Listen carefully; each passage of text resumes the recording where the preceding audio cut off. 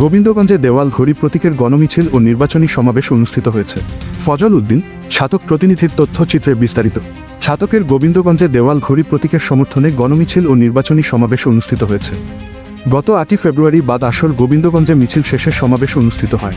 খেলাফত মজলিস ছাতক উপজেলা শাখার সভাপতি মাওলানা আবুল হাসনাতের সভাপতিত্বে গোবিন্দগঞ্জ চত্বরের সমাবেশে প্রধান অতিথির বক্তব্য রাখেন ছাতক দোয়ারাবাজার আসনের খেলাফত মজলিস মনোনীত ও 10 দলীয় নির্বাচনী ঐক্য সমর্থিত সংসদ সদস্য পদপ্রার্থী হাফেজ মাওলানা মোহাম্মদ আব্দুল কাদির। বিশেষ অতিথির বক্তব্য রাখেন সংগঠনের সুনামগঞ্জ জেলা শাখার সহ সভাপতি মাওলানা ছদরুল আমিন, সাধারণ সম্পাদক মাওলানা আক্তার হোসেন, সহ সাধারণ সম্পাদক মাওলানা বুরহান উদ্দিন, মাওলানা নুরুল ইসলাম, আক্তার হোসেন আতিক, লন্ডন মহানগরীর সাধারণ সম্পাদক মাওলানা জাবির আহমদ, সুনামগঞ্জ জেলার সাংগঠনিক সম্পাদক ফারুক আহমদ জাবেদ, ছাতক পৌর সভাপতি মাওলানা জহির আহমদ, দোয়ারা বাজার উপজেলা সভাপতি মাওলানা মইনুল হক, ইসলামী আন্দোলনের এ আসনের সাবেক সংসদ সদস্য পদপ্রার্থী মুফতি হাফেজ হুসাইন আল হারুন, খেলাফত মজলিস ছাতক উপজেলার সাধারণ সম্পাদক মাওলানা জসিম উদ্দিন প্রমুখ।